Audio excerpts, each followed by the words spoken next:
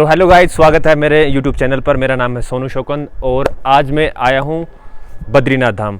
तो बद्रीनाथ धाम के बारे में आपने बहुत सी व्लॉग देखे होंगे, बहुत सी वीडियो देखी होगी, लेकिन ये वीडियो कुछ अलग होने वाली है जो आपने पहले कभी ना देखी ना कभी सुनी होगी। यहाँ के इतने इंटरेस्टिंग फैक्ट आपको बताएंगे, वो मैं नहीं बता रहा हूँ, मेरा दोस्त है हरियाणा से जो यहीं बद्रीनाथ में रह रहे हैं कई सालों से, तो वो यहाँ के एक लोकल हो गए, तो वो जो यहाँ के फैक्ट्स हैं इंटरेस्टिंग वो आपको बताएंगे। तो आपको मिलवाते हैं हमारे दोस्त। तो ये है हमारे दोस्त मिस्टर हर्ष, तो ये बताएंगे आपको यहाँ के इंटरेस्टिंग फैक्ट्स के बारे में। बताइए सर। हेलो दोस्तों, मेरा नाम हर्ष वशिष्ठ है और मैं हरियाणा से हूँ। आज मैं आपको बताना चाह रहा हूँ बद्रीनाथ की कुछ रहस्यमय बातें। ऐसा है कि जो स्थान है ना, लोगों ने इसे टूरिस्ट प्लेस बना रखा है, घूमने फिरने का, हिल स्टेशन नाम का, लेकिन ये स्थान हिल स्टेशन नहीं है ना टूरिस्ट स्टेशन है। ये स्थान है, मैं आपको बता रहा हूँ, रिसर्च का, साधना का, तप का, जप का।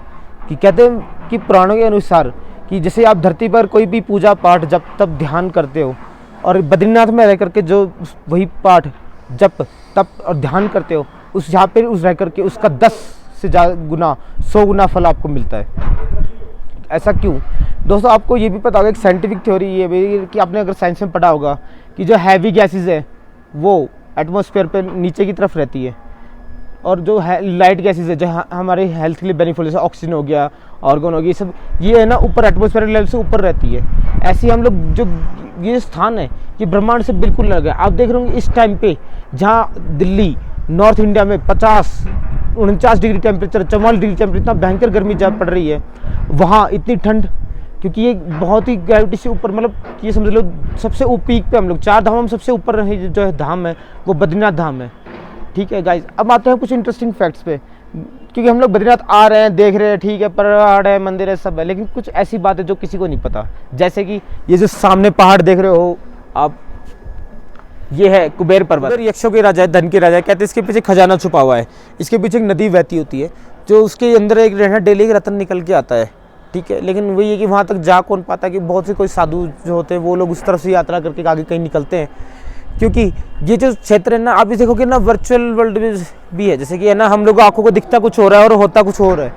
जैसे आपको दिख रहा होगा ये 2 पहाड़ आपस में ऐसे कनेक्टेड होंगे, लेकिन ऐसा कुछ भी नहीं है। इन 2 पहाड़ों के बीच में बहुत ज़्यादा खाई भी है। यहाँ से हम लिख रहा है कि आप इसमें अटैच होंगे, लेकिन आप पास जाओगे तो आपको बहुत बड़ी खाई भी मिलेगी। ठीक है, और बद्रीनाथ में मौसम कभी बदल सकता है। कल तक यहाँ पे स्नोफॉल हो रहा था और आज यहाँ पे एकदम से धूप निकला है। अब थोड़ी देर बाद फिर यही हो सकता है कि क्या पता है यहाँ पे धूप खत्म हो जाए और फिर स्नोफॉल शुरू हो जाए, ऐसे करके। और ये देखो दोस्तों, अब ये जो सामने देख रहे हो ना, ये है नर पर्वत है। ठीक है, नर और नारायण की कहानियाँ सबको पता है कि वो तपस्या में लीन थे लगभग लोगों को। ठीक है, ये नर पर्वत है। और अब हम इससे आगे चलेंगे नारायण पर्वत की ओर, उसके बाद हम लोग चलेंगे नीलकंठ पर्वत की ओर। वहाँ के क्या रहस्य हैं, वहाँ की क्या चीज़ें हैं, ऐसे ऐसे गहरे बातें। कहते हैं कि यहाँ पे ऐसे साधु रहते हैं जिनमें इतनी शक्तियाँ, ऐसे तप करने वाले लोग हैं। गाइस एक साइड होल्ड करें, क्योंकि ऊपर से हेलीकॉप्टर भी आ रहा है। आप देख सकते हैं कि ऊपर पीछे हेलीकॉप्टर है, यहाँ पे हेलीपैड है। जहाँ हम लोग रह रहे हैं उसके एक पीछे एक हेलीपैड है। बद्रीनाथ में ऐसे करके आगे भी 2-3 माणा साइड में हेलीपैड है। हेलो दोस्तों, अब हम आए हैं दूसरी लोकेशन पे नेक्स्ट, क्योंकि हमने आपको इससे पहले दिखाया था नर पर्वत, नारायण पर्वत। अब हम लोग लेके आए मैं आपको नारायण पर्वत की तरफ। आ जाओ दोस्तों, थोड़ा सा और आगे आओगे मेरे साथ। आप नारायण पर्वत के बारे में बताने से पहले मैं आपको कुछ और चीज़ें बता दूं। जैसे कि दोस्तों अब वहाँ और देख रहे हैं कि ना वो जो ब्राउन शेड है वो मुकेश अंबानी जी का मकान है, जो उन्होंने अपनी मदर के लिए बनवाया था, कोकिला भवन नाम से। ठीक है ना तो बहुत अच्छा बंगला है वो, बाहर से अंदर जाने तो देते नहीं वो। ठीक है, नीचे अब आप देख रहे हैं वो पूरा गांव है। ये बद्रीनाथ गांव का एक मात्र छोटा सा गांव है, बामणी गांव जिसे बोलते हैं। यहाँ के लोग जब 6 महीने कपाट बंद हो जाते हैं, यहाँ पे पूरा स्नोफॉल हो जाता है, यही गांव के लोग नीचे चले जाते हैं अपने अपने दूसरे छोटे छोटे गाँव में। लेकिन असली गांव ये होता है जो उनका पैतृक गांव है, मेन गांव। यहाँ पे एक छोटा सा स्कूल भी है गवर्नमेंट का। दोस्तों वो जो आप ग्रीन देख रहे हो ना, वो हाइड्रो इलेक्ट्रिक पावर प्लांट है, जो अलकनंदा नदी से के पानी से है ना बिजली को है ना पैदा करता है। ठीक है, यहाँ पे बिजली की कभी कभी नहीं रहती। अब आते हैं नारायण पर्वत की ओर। देखो दोस्तों, नारायण पर्वत है, नारायण पर्वत जहाँ भगवान स्वयं नारायण भगवान तपस्या में लीन है। ठीक है, वो नारायण पर्वत है जो सबसे दिव्य है इन सब पहाड़ों में। ठीक है, ये नारायण पर्वत आप देख रहे होंगे कि इसके ऊपर जो वाइट जो पीक सी है, जो वहाँ बर्फ स्नोफॉल हो रखा है, उसको बोलते हैं इंद्र सभा। इंद्र सभा दोस्तों, इंद्र सभा वो सभा जहाँ देवताओं की सभा लगती है, जहाँ देवता बैठ करके मीटिंग करते हैं। शॉर्ट टर्म में ये है, वहाँ पे कहते हैं खुशबू ही अलग आती है। आप जाओगे तो आपको वहाँ पे दुनिया भर की जड़ी बूटियाँ पाएंगी, एक अलग ही वाइब्स है। अलग ही जब एक मेरे को साधु ने कहा था कि अगर इंद्र सभा का असली मर्म जानना है तो एक रात वहाँ ठहरना पड़ेगा। तो अगर आप वहाँ पे कुछ रहस्यमय लोग जानना चाहते हैं, आओ एक रात वहाँ पे कैंप लगाओ और फिर ठहर के देखो, फिर कुछ पता लगे।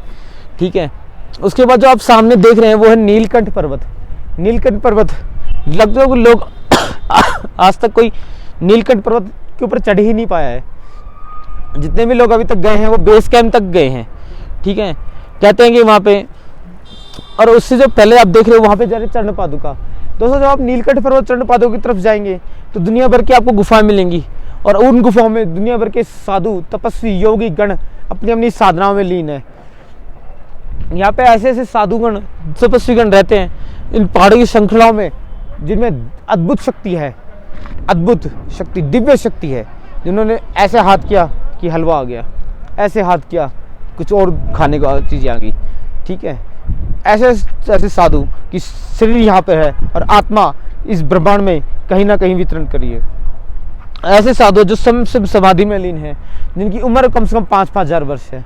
और दोस्तों अगर आपने रहस्यमय लोगों के बारे में यदि कभी सुना होगा, कभी जानना चाहोगा कि रहस्यमय लोग वो लोग जहाँ पर जाने पर, जिस एक ऐसा क्षेत्र जहाँ पर जाने के बाद जो समय है वो जीरो हो जाता है, जिससे व्यक्ति की उम्र बढ़ना और घटना दोनों ही बंद हो जाती है, वो भी रास्ता यहीं से ही निकलता है। तो गाइज यहाँ से सब कुछ देखने के बाद ये रास्ते से होते हुए आप पहुँचेंगे भगवान के मंदिर, भगवान विष्णु के।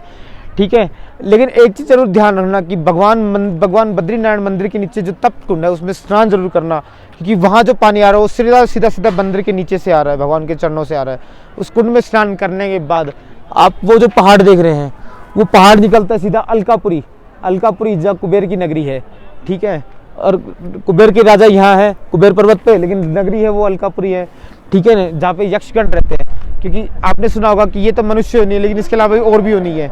वो सारी योनियाँ यहीं के लोग हैं वो यहीं रहते हैं। जैसे कि ये मनुष्य योनि, देव, सुर, नाग, किन्नर, यक्ष, ये सब यहीं रहते हैं। ठीक है, उसके बाद जो आप वो दोनों पहाड़ देख रहे हैं वहाँ से रास्ता निकलता है अलकापुरी। अलकापुरी में अलकनंदा नदी का उद्गम स्थल है। ठीक है, और जैसे कि माणा पास में सरस्वती नदी का उद्गम स्थल है, ऐसे अलकापुरी में अलकनंदा नदी का उद्गम स्थल है। उसके बाद वहीं से आगे जाओगे तो वहाँ से निकलता रास्ता, 3 रास्ते निकलते हैं, सतोपंथ, सर्गारोहिणी और सतोपंथ और सर्गारोहिणी का 2 रास्ते। तो सर्गारोहिणी वो रास्ता है जहाँ पर भगवान महाभारत युद्ध समाप्त होने के बाद युधिष्ठिर अपने 5 भाइयों के साथ और द्रौपदी पत्नी के साथ उस रास्ते स्वर्ग को रास्ते गए थे। आज भी जो वहाँ जाते हैं उन्हें रास्ता दिखाने के लिए, जैसे युधिष्ठिर के साथ एक कुत्ता साथ था। ठीक है, आपने वो कहानी सुनी होगी कि जब यहाँ पे यमराज आते हैं और उन्होंने युधिष्ठिर से यक्ष प्रश्न किए कि 4-5 यक्ष प्रश्न, उसके बाद उन्होंने कहा कि युधिष्ठिर तुम तो सही निकले, आओ तुम्हें स्वर्ग का रास्ता। जब युधिष्ठिर ने कहा कि मैं अकेला नहीं जाऊँगा, ये कुत्ता भी मेरे साथ जाएगा। तो आज भी आप जो भी साधु संत या व्यक्ति कोई भी वहाँ जाते हैं तो कहते हैं कि है ना वो कुत्ते आज भी उनके साथ चलते हैं और वहाँ उनको वहाँ तक स्वर्गारोहणी तक लेके जाते हैं। कहते हैं वहीं से स्वर्ग का रास्ता खुलता है। दोस्तों ये तो वैकुंठ धाम है ही, और वैकुंठी स्वर्ग है। यहाँ ना किसी प्रकार का दुख है, ना कष्ट है, ना रोग है, कुछ भी नहीं है। ठीक है, अगर दोस्तों आप यहाँ करके नेट पर चेक भी करेंगे तो जहाँ की एयर क्वालिटी सबसे एक्सीलेंट एयर क्वालिटी है। यहाँ पे कोई पोल्यूशन नहीं है, प्योर है। लेकिन दोस्तों फिर भी मैं आपसे निवेदन करूँगा, आप जब भी बद्रीनाथ आएँ यहाँ पे कूड़ा करकट ना फैलाएं, इसको स्वच्छ और साफ सुथरा बनाए रखने में हमारा सहयोग करें। इसी के साथ हरिओम तत्सत।